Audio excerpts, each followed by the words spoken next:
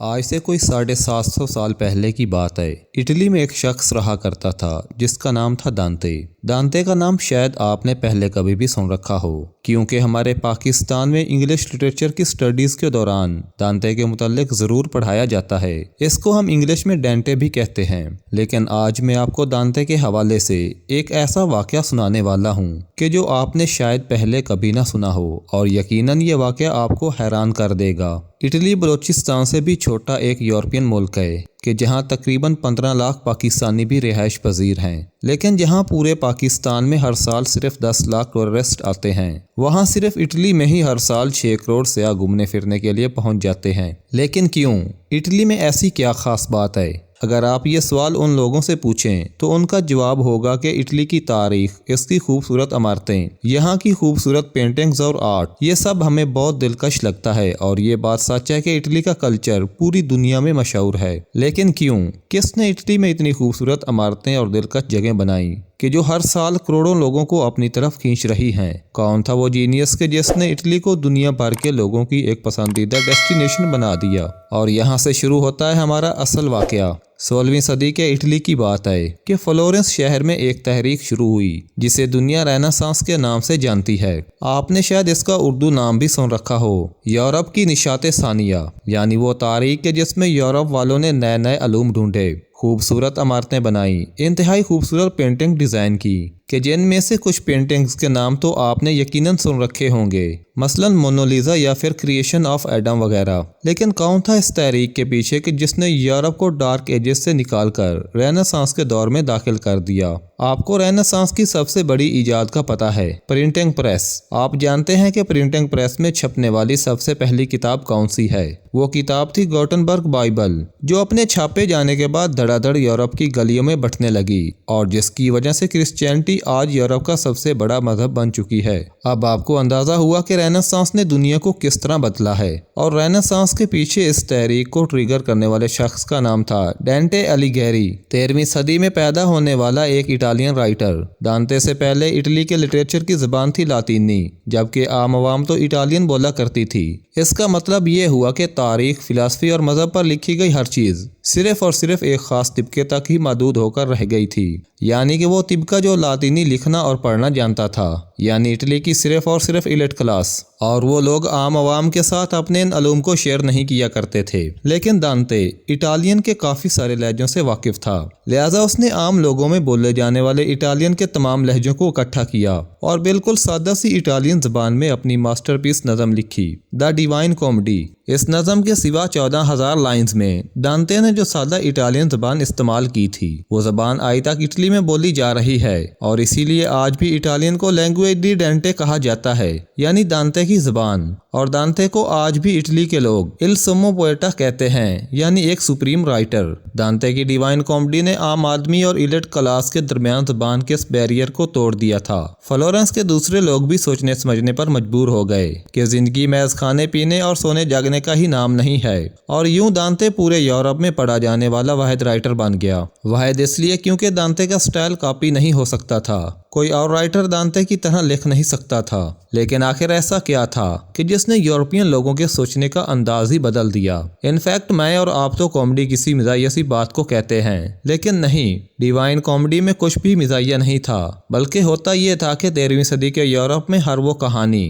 جس کا انجام خوشگوار ہو اسے کامیڈی، اور ہر وہ کہانی جس کا انجام سوگوار ہو اسے ٹریجڈی کہتے تھے۔ اور اب میں آپ کو بتاتا ہوں کہ ڈیوائن کامیڈی دانتے کا ماسٹر پیس کیسے ہے۔ دانتے چیزوں کے کئی معنی لکھ سکتا تھا۔ مثلاً اس نظم کے شروع میں ہی دانتے لکھتا ہے کہ mid way upon the journey of life, جہاں چھپے ہوئے انداز میں دانتے اپنی عمر بتا رہا ہے۔ دانتے اس نظم کی شروعات ایک امیجنری سفر سے کرتا ہے کہ کیسے ایک گھنے جنگل میں اس کی آنکھ کھلتی ہے جہاں شیر، چیتے اور بھیڑیے رہتے ہیں، یعنی چھپے ہوئے انداز میں دانتے جنگل کو گناہوں سے بھری ایک زندگی بتا رہا ہے جس میں موجود درندے دراصل کھا جانے والے گناہ ہیں۔ لیکن پھر ایک ورجل نام کا ایک کردار دانتے کو اس کے گھنے جنگل یا پھر گناہوں بھری زندگی میں گائیڈ کرتا ہے۔ ورجل دانتے کو وہ جگہیں دکھاتا ہے جہاں گناہ کرنے والے لوگ اپنے اپنے کیے کی سزا پا رہے ہیں، اور اس جگہ کا نام ہے انفیرنو، جو دراصل پیش در پیش بنا ہوا ایک کنواں ہے جس میں 9 گڑھے ہیں، اور سب سے نچلے گڑھے میں وہ لوگ سزا پا رہے ہیں کہ جو سچ اور جھوٹ کی لڑائی میں سچ کا ساتھ نہیں دیتے تھے۔ ڈیوائن کامیڈی وہ نظم تھی جس نے لوگوں کو سوچنے پر مجبور کیا، انہیں چیزوں میں نئے نئے معنی نظر آنا شروع ہوئے، اور اس طرح احیاء علوم کا وہ دور شروع ہوا کہ جسے آج ہم رینیسانس کا دور کہتے ہیں، اور دانتے کے نیسنات کی وجہ سے اسے ایک ٹائٹل بھی دیا گیا جس کا نام ہے دا اوریجنل جینیس، وہ شخص کے جس نے یورپ کو بدل دیا۔ یہاں پر میں آپ کو ایک خاص بات بتاتا چلوں۔ ڈیوائن کامیڈی میں دانتے اپنا سفر ایک جنگل سے شروع کرتا ہے، اور پھر اس پورے سفر میں ورجل دانتے کے ساتھ رہتا ہے کہ جو دانتے کو انفرنو اور اس میں موجود گنہگار دکھانے کے بعد پھر اسے آسمان کی طرف لے کر جاتا ہے، جہاں دانتے کو تاریخ کے بڑے بڑے لوگ ملتے ہیں، یعنی وہ لوگ کہ جنہوں نے اس دنیا کو بہت کچھ دیا۔ اور پھر نظم کے آخر میں دانتے کی ملاقات خدا سے ہوتی ہے، اور اس طرح ایک خوشگوار نوٹ پر اس نظم کا اختتام ہوتا ہے، جس کی وجہ سے پھر اس نظم کا نام ہوا دا ڈیوائن کامیڈی۔ لیکن کس چیز نے دانتے سے ایک اتنی بریلینٹ نظم لکھوائی کہ جس نے یورپ کے سوچنے کا انداز ہی بدل دیا؟ اور اب آپ کو یہ انکشاف چونکا کر رکھ دینے والا ہے۔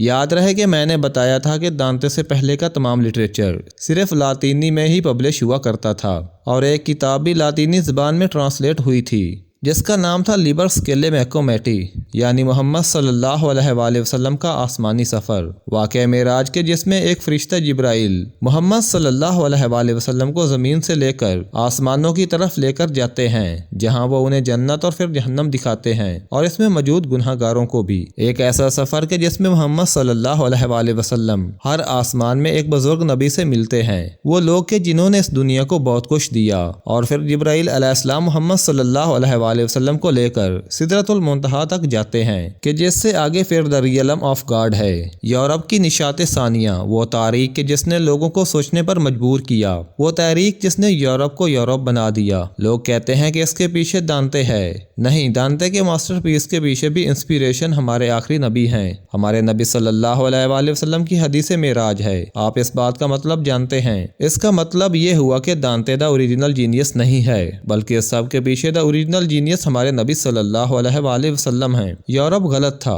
دی اوریجنل جینیس کے ٹائٹل کا اصل حقدار دانتے نہیں، بلکہ محمد صلی اللہ علیہ وآلہ وسلم ہیں۔ آپ کو یاد ہے کہ دانتے نے انفیرنو کو کیسے ایکسپلین کیا تھا؟ اس نے کہا تھا کہ میں نے آگ کا ایک کنواں دیکھا جس کے 9 درجات تھے، ہر درجہ پیش در پیش مڑا ہوا، اور اس میں گناہ گاروں کو سزا مل رہی تھی۔ آپ کو پتا ہے کہ دانتے نے یہ بات کہاں سے کاپی کی؟ حدیث لٹریچر میں ابن عمر رضی اللہ عنہ کہتے ہیں کہ مجھے خواب میں جہنم دکھائی گئی کہ جو کنووں کی طرح ایک گہرائی میں جا رہی تھی، اور جس کے پیش در پیش درجات تھے جن میں گناہ گاروں کو سزا مل رہی تھی۔ آپ کو یاد ہے کہ دانتے نے آخری گڑھے میں کن لوگوں کے ہونے کی بات لکھی تھی؟ وہ لوگ کہ جو سچ اور جھوٹ کی لڑائی میں سچائی کا ساتھ نہیں دیتے تھے، وہ لوگ کہ جو کرائسس کے وقت میں اپنی نیورلٹی برقرار رکھتے تھے۔ آپ کو پتا ہے کہ دانتے نے یہ بات کہاں سے کاپی کی تھی؟ النساء کی 145 نمبر آیت کہ جہنم کے سب سے نچلے درجے میں منافق جائیں گے، اور ناممکن ہے کہ تو ان کا کوئی مددگار دیکھ لے۔ منافقین وہ لوگ کہ سچ اور جھوٹ کی لڑائی میں سچائی کا ساتھ نہیں دیتے، اور وہ لوگ جو کرائسس کے وقت میں اپنی نیورلٹی برقرار رکھتے ہیں۔ قرآن اور حدیث دا اوریجنل جینیس کے جن سے انسپائرڈ کتابوں نے یورپ کی قسمت ہی بدل دی، اور یہ تمام لٹریچر یورپ پہنچا کیسے؟ صلیبی جنگوں کے ذریعے، یروشلم سے یورپ لے کر جائے جانے والے قدیم ڈاکومنٹس اور عربی نسخوں کے ذریعے۔ میں ہمیشہ سے کہتا ہوں کہ آپ تاریخ کے کسی بھی بڑے ایونٹ کو اٹھا کر دیکھ لیں، اس کے پیچھے اوریجنل انسپیریشن آپ کو قرآن اور حدیث ہی ملیں گے۔ Thanks for watching and keep subscribing.